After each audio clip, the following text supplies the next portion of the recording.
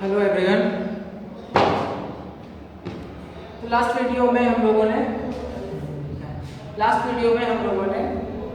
अपने बेसिक जितने भी कॉन्सेप्ट थे वो क्लियर कर लिए थे। अब हम लोग को क्या क्या पढ़ना है इस वीडियो में? इस लेसन में हम लोग को पढ़ना है बीबीटी, सीएफटी, दो चीजें हमें पढ़नी है। तो स्टार्ट करते हैं हम लोग बीबीटी को।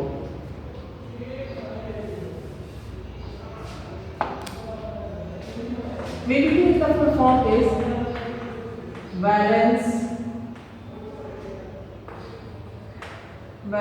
Bond theory. अब देखिए, आपने ऑलरेडी इसको क्लास फर्स्ट ईयर में पढ़ा है।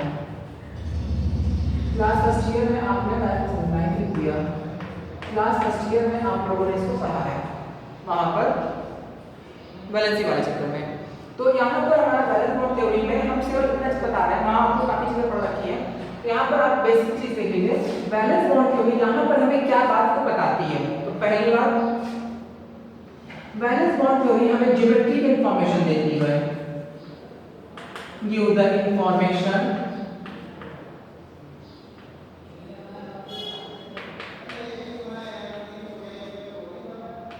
Of geometry. इसकी ज्योमेट्री, सभी चीज की ज्योमेट्री देती है। तो यहाँ कोऑर्डिनेशन पढ़ रहे हैं, तो कोऑर्डिनेशन कॉम्प्लेक्स।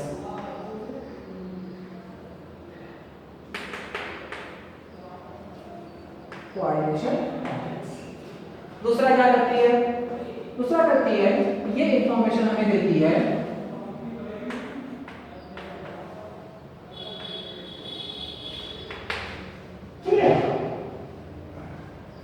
मैग्नेटिक बिहेवियर्स के लिए। मैग्नेटिक बिहेवियर किसका? मैग्नेटिक बिहेवियर कोऑर्डिनेशन कॉम्प्लेक्स के लिए। कॉम्प्लेक्स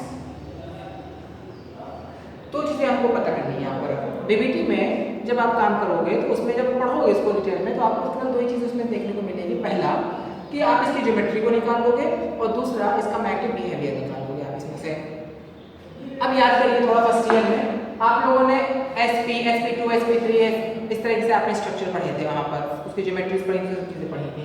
तो हम लोग अपना कोऑर्डिनेट, क्योंकि हम लोग डी ब्लॉक पढ़ना है, तो हम लोग उसी के साथ चलेंगे। सपोज दैट हमारे पास में कोऑर्डिनेशन नंबर यहाँ पर लिख दे रहे हैं, यहाँ पर हम हाइब्रिडाइजेशन लिख दे रहे हैं, यहाँ पर हम ज्योमेट्री लिख दे रहे हैं। क्या स्पेलिंग होती है ज्योमेट्री की? Geometry, GEOMETRY। यहाँ पर हम उनके बीच का एंगल लिख दे रहे हैं, एंड सो ऑन। उतना इंफॉर्मेशन इज सफिशिएंट। हम लोगों को कोऑर्डिनेशन नंबर 4 और 6 पढ़ना है, तो कोऑर्डिनेशन नंबर 4 में हमारा कौन कौन आता है? एक S और P3। देखो, एक S और P3 टोटल हो गए 4। और कौन आता है?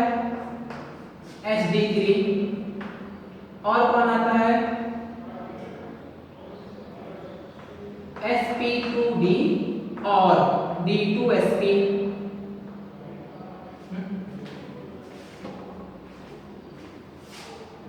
dsp2 और sp2d, कुछ भी हो सकता है दोनों में से।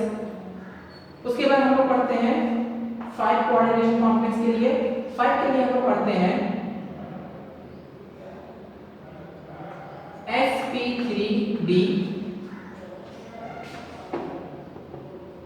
या फिर और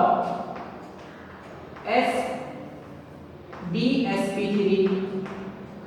और 6 के लिए हम लोग पढ़ते हैं sp3d2 और या फिर अलग अलग लिख रहे हैं इसको, sp3d2 या फिर 6 कोऑर्डिनेशन कॉम्प्लेक्स के लिए क्या बनते हैं? d2sp3। कैसे निकाल रहे हैं देखो आप, यहाँ पर देखो एक S का और P3 के, यानी कि टोटल हो गए 4। यहाँ पर देखिए 3 D के और एक S का हो गए 4। यहाँ देखिए 2 P के, एक S का और एक D का, टोटल हो गए 4। यहाँ पर देखिए 4, यहाँ पर देखिए 5 दिख रहा है, यहाँ पर देखिए 6 दिख रहे हैं। तो 6 कोऑर्डिनेशन कॉम्प्लेक्स तक हम लोग पढ़ने हैं। क्या ज्योमेट्री होती है इसकी? होती है टेट्राहेड्रल। SD3 की भी टेट्राहेड्रल होती है। इसकी होती है स्क्वायर प्लेनार,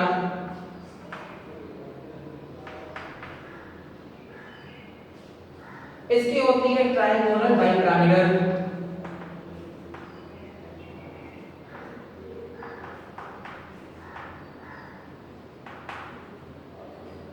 इसकी होती है ऑक्टाहेड्रल, और इसकी भी होती है ऑक्टाहेड्रल। एंगल जरा देख लीजिए 109.28 डिग्री, 109.28 डिग्री स्क्वायर प्लेनार कितना हो जाएगा इसमें 120 डिग्री, ट्राइगोनल बाइपिरामिडल 91 डिग्री। इसमें देखना है ऑक्टाहेड्रल में, देखिए ऑक्टाहेड्रल में कितना बनेगा 90 एंड 120 एंड सो ऑन। एक बार चेक कर लेते हैं हम भी। ऑक्टाहेड्रल में 90 बनेगा, सॉरी 90 इसमें भी 90।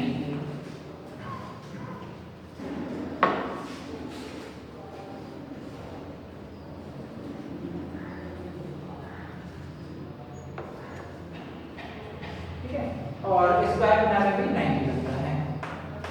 एक बार स्ट्रक्चर देख लेते हैं क्या किसके कैसे बनते हैं।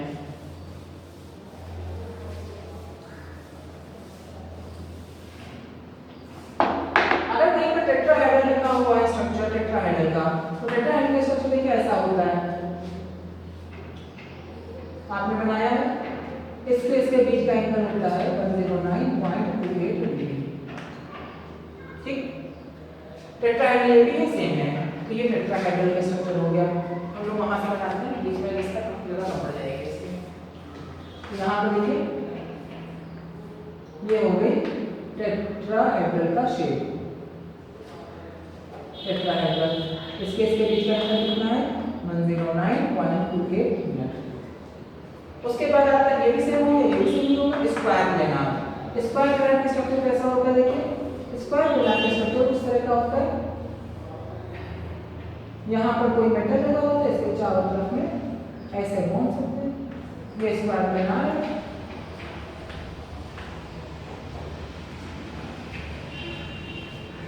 इसके बीच का एंगल होता है 90 डिग्री, चार होते हैं इसके अंदर, वो स्क्वायर प्लेनार हो गया आपका। ट्राइगोनल बाइपिरामिडल 5 कितने होते हैं ऑर्बिटल, देखो एक ये 3 ये और ये 5 ऑर्बिटल। 5 ऑर्बिटल में देखिए 3 तो ये हो गए, ऐसे आप नाम ऐसे बनाइए। सपोज दैट ये हमने फिगर बना दिया, ये ऊपर एक्सिस पे बॉन्ड हो गए और ये इसके प्लेन वाले बॉन्ड हो गए। मैं एक बार हमें समझाई आपको अभी,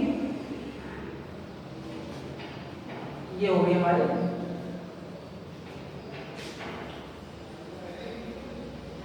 ट्राइगोनल, देखिए ये ट्राइगोनल और बाइपिरामिडल, ट्राइगोनल बाई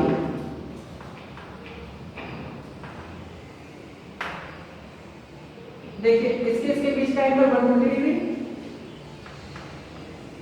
और इसके बीच का एंगल कितना होगा 90 डिग्री। यहां बनाते हैं 90 डिग्री। ऑक्टाहेड्रल कैसे बनेगा, ऑक्टाहेड्रल सपोज दैट हमारे पास 6 है, तो 4 प्लेन पे डाल दो।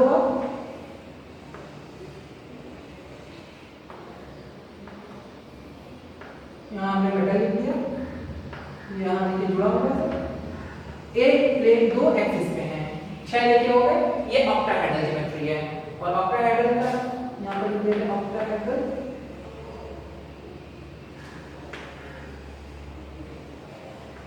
ऑक्टाहेड्रल ज्योमेट्री एंगल जरा आप देखो, ये वाला एंगल, ये वाला देखिए, ये वाला एंगल 90 पे दिख रहा है और ये वाला एंगल आपका 90 पे दिख रहा है। इस तरीके से हम लोग इसकी ज्योमेट्री को सबसे पहले जो चीजें हैं आप उसको समझ लीजिए। तो यहाँ पर ये ज्योमेट्री है, एक बार इसको कॉपी करो तो समझ लो। फिर हम चलते हैं थ्योरी पे, यानी कि कैसे हम लोग निकालते हैं। चलिए स्टार्ट करते हैं।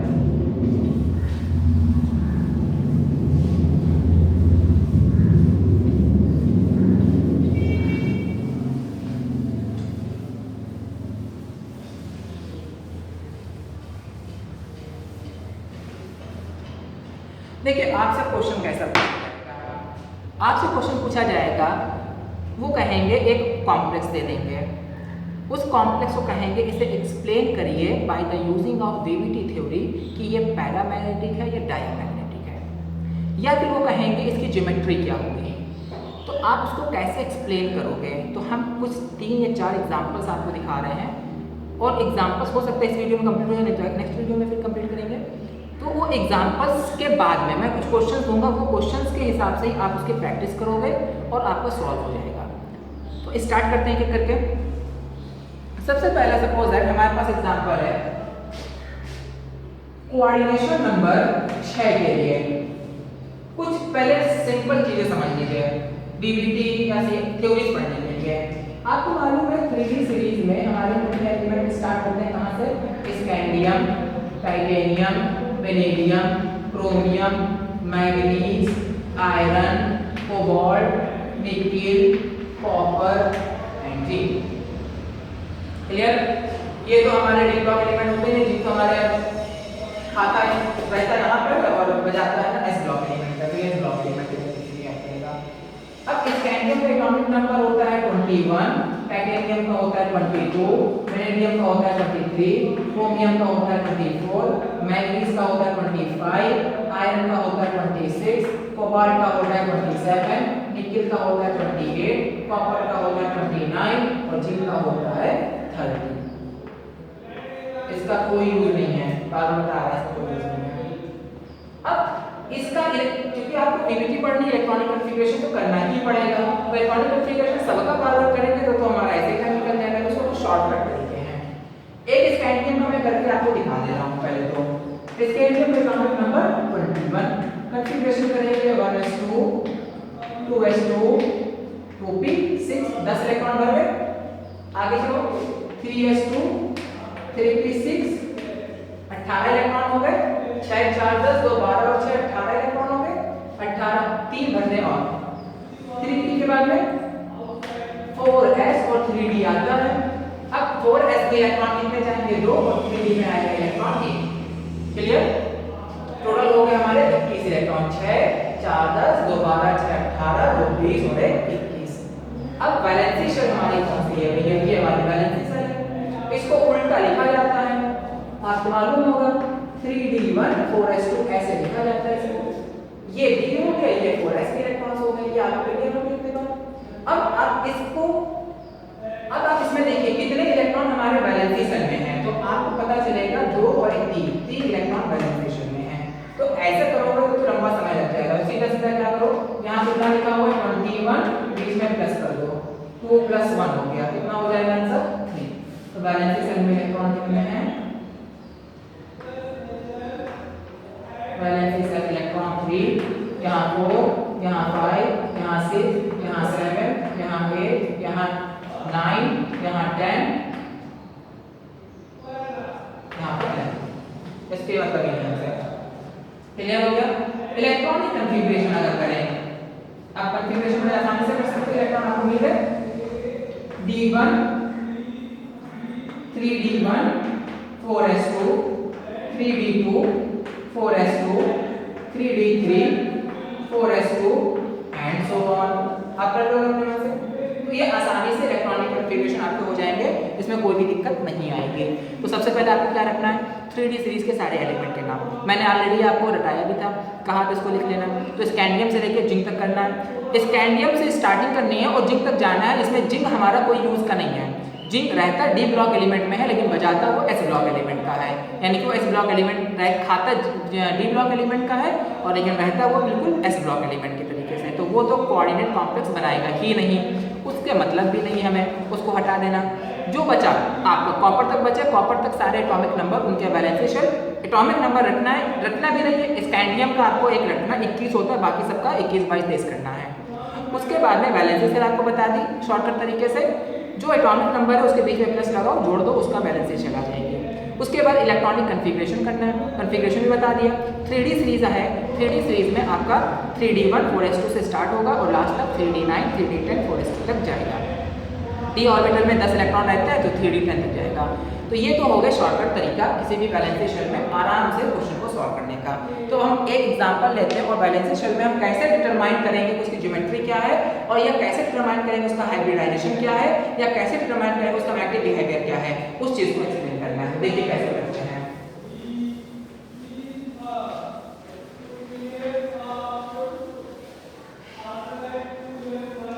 क्वाड्रेचर नंबर 6 में हमको चलना है, तो एग्जांपल ले लेते हैं हम लोग। कोबाल्ट नाइट्रेट एग्जांपल है हमारा एक CONH3 का होल 6 3 प्लस लगा दें यहाँ पर, 3 प्लस लगा। हाँ जी, ये एग्जांपल है।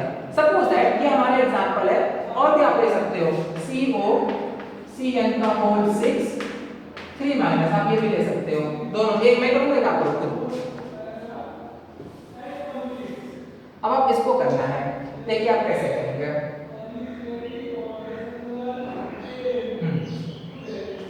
सबसे पहले हमको फाइंड करना है ऑक्सीडेशन नंबर, किसका? कोबाल्ट का। फाइंड ऑक्सीडेशन नंबर, आपको क्या निकालना है इसमें से? पीबीटी के अकॉर्डिंग आपको क्या क्या निकालना होगा?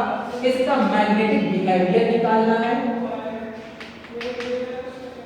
मैग्नेटिक बिहेवियर निकालना है इसका, इसकी ज्योमेट्री निकालनी है, क्लियर? और इसका हाइब्रिडाइजेशन निकालना है, हाइब्रिडाइजेशन निकालना है। अच्छा एक चीज और याद रखिए, अभी हमने Cn नंबर जो अभी हमने लिस्ट बनाई थी, Cn नंबर 6 में हमने दो हाइब्रिडाइजेशन लिखे थे, एक था D2sp3, एक था sp3d2। तो इस दोनों में क्या फर्क है? दोनों में फर्क है, दोनों में हमारा ऑक्टाहेड्रल ज्योमेट्री है, ऑक्टाहेड्रल ज्योमेट्री आती है, लेकिन ऊपर वाले और नीचे वाले में फर्क ये है कि ये इनर ऑर्बिटल कॉम्प्लेक्स है, इनर ऑर्बिटल कॉम्प्लेक्स है, और ये हमारा आउटर ऑर्बिटल कॉम्प्लेक्स को है। आउटर कैसे है? इसमें देखो अंदर का डी यूज किया गया है, इसमें देखो बाहर का डी यूज किया गया है। कैसे करके दिखाएंगे? तो अंदर और आउटर, तो आपको इसमें से हाइब्रिडाइजेशन भी फाइंड करना है, और ये भी कॉम्प्लेक्स करना है कि किस टाइप का ये फाइंड जो है कॉम्प्लेक्स है, type of complex, inner orbital है या आउटर ऑर्बिटल है। ये भी आपको, ये सारे इंफॉर्मेशन आपको यहाँ से निकलेगी बीबीटी से। बीबीटी में लेकिन बहुत कमियां भी हैं, तो बीबीटी में हमको ये इंफॉर्मेशन बड़े आसानी से मिल जाएगी कि इनर ऑर्बिटल है या आउटर ऑर्बिटल है। देखते हैं कि करके। तो सबसे पहला एग्जांपल हमारा कोबाल्ट वाला लिया। कोबाल्ट का आपको क्या निकालना है? Find oxidation number. तो कोबाल्ट का ऑक्सीडेशन नंबर मान लो x है, अमोनिया का 0 होता है, 6 लगे हुए हैं, टोटल चार्ज हमारा प्लस का 3 है, तो x इज इक्वल टू हमारा कितना हो गया? प्लस का 3। तो ऑक्सीडेशन स्टेट कितनी हो गई? प्लस का 3। कितनी बार क्लियर हो गई सबको यहां तक? अब क्या करो, सेंट्रल मेटल जो एलिमेंट्स है उसमें आप उसका इलेक्ट्रॉनिक कॉन्फ़िगरेशन करो। तो कोबाल्ट लिखा मैंने, what is the atomic number of cobalt? लिख लेते हैं यहाँ पर, scandium, titanium, vanadium, chromium, manganese, iron, cobalt. 21, 22, 23, 24, 25, 26, 27, 7, 1, 8, 9। 9 में से आपको 4s2 इलेक्ट्रॉन भर दो, तो बचा d भर दो, कितना बचेगा? 7 इलेक्ट्रॉन। तो 7, 8, 9 हमारा कॉन्फ़िगरेशन क्या होगा इसका? 3d7 4s। ऑर्बिटल बना लो फौरन इसी समय पे इसके। तो 3d7 4s2 का ऑर्बिटल क्या बनेगा? 3d7 4s2 का ऑर्बिटल बनाइए, तो d पे हमारे बन गए 1 2 3 4 5 डबल d के बने, और ये 4s के बन गए। तो ये हो गया हमारा 3d और ये हो गया हमारा 4s। कितने इलेक्ट्रॉन? 7 इलेक्ट्रॉन यहाँ बनने हैं, तो 2 इलेक्ट्रॉन पहले यहाँ बन गए, 7 इलेक्ट्रॉन 1 2 3 4 5 6 और 1 7 इलेक्ट्रॉन हमने यहाँ पर फिल कर दिया। कितनी बार क्लियर हो गई आपकी? अब कितना ऑक्सीडेशन स्टेट कोबाल्ट किस ऑक्सीडेशन स्टेट में है? +3 के। तो +3 का मतलब यहाँ पर क्या है कि इसमें से 3 इलेक्ट्रॉन निकाल के बाहर करो, तो 2 यहाँ से निकालो, 1 यहाँ से निकालो। जब 2 वहां से निकालोगे तो आपका कुछ कॉन्फ़िगरेशन ऐसा देखिए दिखेगा। यहाँ तो हो गया कुछ भी नहीं है, 1 2 तो यहाँ से निकल गए, 1 यहाँ से निकला, तो क्या बचा? 1 2 3 4 5 6 इलेक्ट्रॉन बचे। ये बचा आपका भाई, ये पेयर, ये पेयर, ये सिंगल था, ये सिंगल था, यहाँ तो कुछ भी नहीं बचा। तो ये हो गया हमारा CO3+। कितनी बार क्लियर हो गई?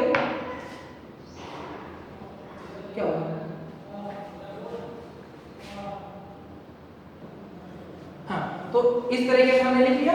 अब लिखने के बाद में फिर हम लोग इसके आगे के नेक्स्ट वीडियो में देखते हैं कि नेक्स्ट वीडियो में अभी इसका कॉम्प्लेक्स पूरा किस तरह से क्रिएट हो रहा है, तो नेक्स्ट वीडियो में देखते हैं। Thank you very much.